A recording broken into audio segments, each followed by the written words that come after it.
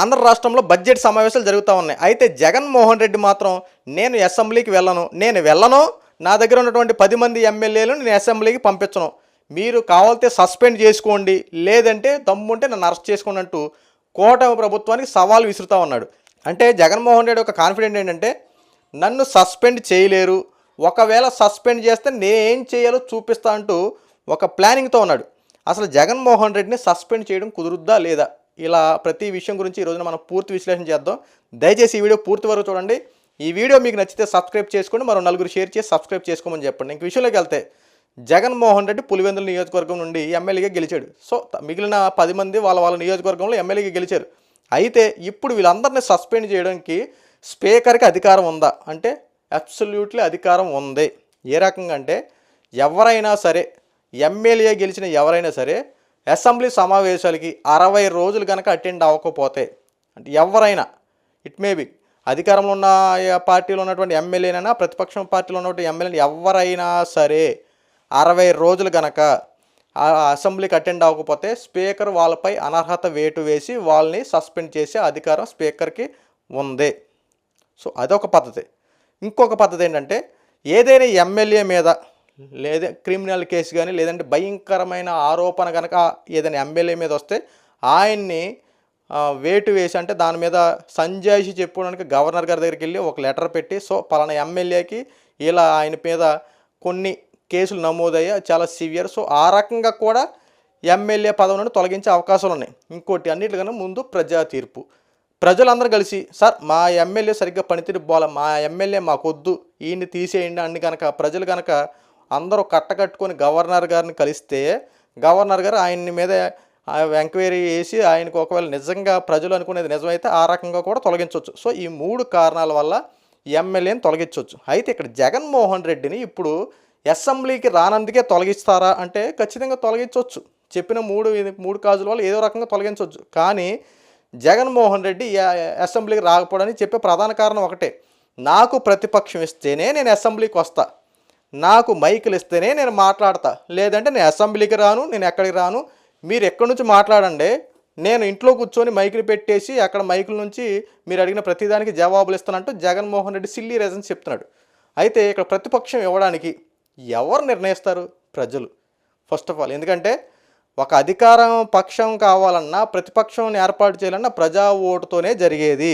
First of all ప్రజా తీర్పే, ప్రజల చేత మనం ఎన్నుకోబడినటువంటి ప్రభుత్వం ఇది ప్రజాస్వామ్యం. మనందరం కలిసి ఓట్లు వేస్తేనే ఒక ప్రభుత్వం ఏర్పడుతుంది, ఒక ప్రభుత్వం అధికారం నుండి తొలగిపోయేది ప్రజా ఓట్ల తరపునే. ఈ రోజున జగన్మోహన్ రెడ్డి అప్పట్లో 2019-2024 ఎలక్షన్లో 150-160 సీట్లు వచ్చినటువంటి జగన్మోహన్ రెడ్డి ఈ రోజున 11 సీట్లకి పరిమితం అయ్యాడంటే కనీసం ప్రతిపక్షం కావాలంటే మినిమం 18 సీట్లు మ్యాండేటరీగా రావాలి. కనీసం ఆ ప్రతిపక్షం కూడా ఈ రోజున అడుక్కునే స్థాయికి జగన్మోహన్ రెడ్డి వచ్చాడంటే ఒక్కసారి ఆలోచించండి. ఎందుకంటే అడగాల్సి వస్తుంది. జగన్మోహన్ రెడ్డి అడిగి నాకు ప్రతిపక్షం ఇవ్వండి అని చెప్పి అడగాల్సిన స్థాయిలోకి వచ్చాడంటే రాష్ట్రంలో ఎంత దారుణంగా 5 సంవత్సరాల పరిపాలన ఉందో ఒకసారి ఆలోచించండి. ఈ రోజున కూటమి ప్రభుత్వం 150-160 సీట్లకి ఈ రోజున ఎంత ఘన విజయాన్ని సాధించి ప్రజలు అధికారాన్ని కట్టబెడితే జగన్మోహన్ రెడ్డి కనీసం ప్రతిపక్షం కూడా ఇవ్వకుండా 11 సీట్లకి పరిమితం చేశారంటే జగన్మోహన్ రెడ్డి పాలిటీ ఏంటి? ప్రజల పక్షాన్ని వ్యవహరించలేదు కాబట్టి అన్ని పథకాలు ఇచ్చేస్తున్నాము, ప్రజల పక్షానికి అన్ని వ్యవహరించేస్తున్నాం, ఇచ్చేస్తున్నామని చెప్పి జగన్మోహన్ రెడ్డి అనుకుంటాడు. కానీ జగన్మోహన్ రెడ్డి తెలియని విషయం ఏంటంటే ప్రజల్లో జగన్మోహన్ రెడ్డి లేడు. జగన్ అంటే ప్రజల్లో ఉన్నానని చెప్పి అనుకుంటాడు తప్ప ప్రజల్లో మనసుల్లో కానీ ప్రజల యొక్క విధానంలో కానీ జగన్మోహన్ రెడ్డికి అసలు స్థానమే లేదు. అందుకే జగన్మోహన్ రెడ్డి పక్కన పెట్టారు. ఇప్పుడు ప్రతిపక్షం ఇస్తేనే వస్తానన్నాడు. ఇప్పుడు జగన్మోహన్ రెడ్డికి ప్రతిపక్షం ఇవ్వాలంటే స్పీకర్ అనుమతి కావాలి.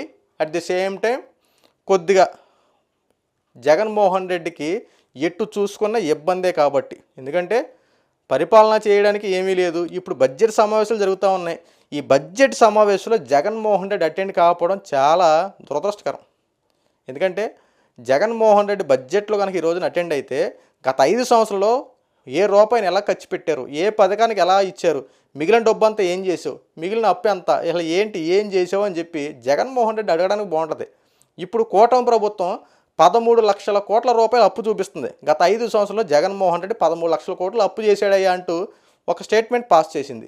మరి జగన్మోహన్ రెడ్డి రావట్లేదు కాబట్టి, జగన్మోహన్ రెడ్డి చేయట్లేదు కాబట్టి ఖచ్చితంగా ఒప్పుకోవాల్సిందే కదా. అదే అసెంబ్లీలో ఉంటే ఈరోజు ఫైట్ చేయొచ్చు కదా జగన్మోహన్ రెడ్డి. సార్ నేను 13 లక్షల కోట్లు అప్పు చేయలా, నేను 6 లక్షల కోట్లు అప్పు చేసి అని చెప్పి నువ్వు బయట ఉండి మాట్లాడుతున్నావు కదా. అదే నువ్వు అసెంబ్లీ నుండి మాట్లాడతామైతే నీ మాట కొద్దిగా వాల్యూ ఇస్తారు కదా. నిజంగా జగన్మోహన్ రెడ్డి 13 లక్షల కోట్లు అప్పు చేశాడా, వీళ్ళందరూ ఏదో ఆ బురద చల్లుతున్నారని చెప్పి కూటమి ప్రభుత్వం విమర్శిస్తారు కదా. అలాంటిది నువ్వు బయట ఉండి నువ్వు అసెంబ్లీకి రాకుండా ఏమీ చేయకుండా నేను బయటే ఉండి మాట్లాడతా చేస్తానంటే ఎవరో అన్న ప్రజలు ఏమన్నా గొర్రెలు అనుకుంటున్నావేంటి జగన్మోహన్ రెడ్డి గారు? గత 5 సంవత్సరాలు విచ్చలవిడిగా డబ్బునంతా వృధా చేయడం అనేది కరెక్ట్ కదా, నువ్వు చేసినంత రైట్ కదా. ఎందుకంటే ఈ ప్రతి రూపాయిని నువ్వు విచ్చలవిడిగా ఖర్చు పెట్టేశావు. ప్రతి వాళ్ళకి ఏదో ఈ డబ్బంతా ప్రజల సొమ్మే, ఆ ప్రజా సొమ్ముని ప్రజలకి దుర్వినియోగం చేసావు అంతే. ఒక అభివృద్ధి లేదు, ఒక ఉద్యోగ అవకాశాలు లేవు, ఒకళ్ళు ఏమీ లేదు. ఇప్పుడు దాని మీద బడ్జెట్ సమావేశాలు జరుగుతుంటే ఈ బడ్జెట్ సమావేశాలు అటెండ్ కాకుండా నువ్వు బయట ఉండి మళ్ళీ ప్రభుత్వాన్ని విమర్శిస్తున్నావు. నేను ఏమీ చేయలేదు, ఏమీ చెందలేదంటే ఎలా నమ్ముతారు నీ మాట? ఒక పక్క నువ్వు తప్పు చేసావు అంటే నువ్వు తప్పు చేసావు నిరూపించుకోవాల్సింది ఎక్కడ? అక్కడికి వచ్చి ఆ అసెంబ్లీ సమావేశాలకు వచ్చి మాట్లాడాలి. ఆ అసెంబ్లీ సమావేశాల్లో మాట్లాడకుండా మైకుల దగ్గర మాట్లాడుతున్నావు ఎలాగా? నువ్వు పక్క ఆధారాలతో అక్కడ చూపిస్తున్నారు కదా, నువ్వు ఎంత అప్పు చేసావు, ఈ అప్పుని ఎలా కడతావని చెప్పి అడుగుతున్నప్పుడు నువ్వు వెళ్ళాలి కదా. నేను వెళ్ళను అంటున్నావు, పోనీ రైటే, పోనీ వెళ్ళను అంటున్నావు. నీకు ఎందుకంటే అక్కడ నిన్నేమైనా పరోక్షంగా నిన్ను ఇబ్బంది పెడతారేమో, నీ యొక్క లోటుపాట్లని ఎలెత్తి చూపుతారేమో అని అనుకుంటున్నావు. కానీ జగన్మోహన్ రెడ్డిగా ఉన్నటువంటి నువ్వు, ఒక ఎమ్మెల్యేకి గెలిచిన నువ్వు ఒక ప్రతిపక్షం ఇవ్వట్లేదని చెప్పి వెళ్ళట్లేదు, కానీ ప్రజల కోసం నువ్వేం ఆలోచిస్తున్నావు? నువ్వు గెలిచిన నియోజకవర్గం పట్ల నువ్వేం ఆలోచిస్తున్నావు? నీ ప్రజల కోసం నువ్వేం చేయబోతా ఉన్నావు? నీ ప్రజా సమస్యలు లేవా? నీ నియోజకవర్గాల సమస్యలు ఉండవా? నీ నియోజకవర్గాల్లో అన్ని అభివృద్ధులు జరిగిపోయినాయా? ఏదో ఒక విషయంలో ఈ రోజున ప్రభుత్వం దగ్గరికి వెళ్ళాల్సిందే కదా. మా నియోజకవర్గంలో పలానా సమస్యను దీన్ని ఎప్పుడు తీరుస్తారని చెప్పి నువ్వు ప్రశ్నించాలి కదా. ఇవన్నీ ఎక్కడ జరుగుతాయి? అసెంబ్లీ సమావేశాలనే కదా. ఇలాంటి గొప్ప అవకాశం విడిచిపెట్టింది నువ్వు వెళ్ళవో, నీ ఎమ్మెల్యేని వెళ్ళలేకపోవడం ఎంత దరిద్రమయ్యా ఈ జగన్మోహన్ రెడ్డి గారు. ఇది ఆంధ్ర రాష్ట్రానికి ఇక్కడ ప్రజలకి మీరు ఏం సమాధానం చెప్తున్నారు? ఏ రూపాయిని ఎలా తెచ్చారు, ఏం చేశారు? ఇప్పుడు మాలాంటి సామాన్య ప్రజలే కదా ఆ రూపాయి అంతా ట్యాక్సుల రూపంలో మళ్ళీ మా మీదగా వసూలు చేసేది. ఇన్ని కోట్ల రూపాయలు అప్పులు చూపిస్తూ ఉన్నారు. ఆ అప్పు అంతా ఎలా వచ్చిందంటే నువ్వు వెళ్ళి దానికి సంజేసి చెప్పకపోతే ఆ అప్పు మా మీదగా రుద్దేది. మా దగ్గర నుంచే కదా ఆ ట్యాక్సులని, ఈ ట్యాక్సులని, అదని ఇదని, కరెంట్ బిల్లు అని రకరకాల వాటిలో నుండి మళ్ళీ మా దగ్గర నుంచే కదా ఈ డబ్బంతా తీసుకొచ్చేది. ఈ అప్పుల భారం అంతా మా ప్రజల మీదగా రుద్దేది. మరి రుద్దేటప్పుడు నువ్వు సంజేసి చెప్పాలి కదా, ఇన్ని కోట్ల రూపాయలు అప్పు చేసావు అని చెప్పి అన్నప్పుడు ఇన్ని కోట్లు మేము అప్పు చేయలే ఇదంతా విమర్శిస్తుందా అంటే రేపొద్దున ప్రజలు కూడా కూటమి ప్రభుత్వం విమర్శిస్తారు కదా. ఏమయ్య చంద్రబాబు నాయుడు గారు ఆ రోజున మీరు ఎంత అని చెప్పారు, జగన్మోహన్ రెడ్డి ఇలా అంటున్నాడు, మరి ఏంటి ఇదంతా కావాలని మా మీద రుద్దుతుందని చెప్పి ప్రజలు కూడా అడుగుతారు కదా. అంటే ఈ ప్రజలు నువ్వు అడగడానికి టైం ఇవ్వవు, నువ్వు అడగవు, కానీ ఏం జరిగినా సరే నువ్వు అలా ప్రశాంతంగా ఉంటావు. ఆంధ్ర రాష్ట్రంలో జరిగే ప్రతిదానికి నువ్వు ఎన్ని చెప్పినా మాత్రం వెళ్ళవు. ఇప్పటికైనా ఆలోచించి నువ్వు ప్రజల పక్షాన్ని వెళ్ళి ఫైట్ చేస్తే చాలా మంచిది. ఎందుకంటే నిన్ను సస్పెండ్ చేయాలన్నా ఏది చేయాలన్నా చేయొచ్చు.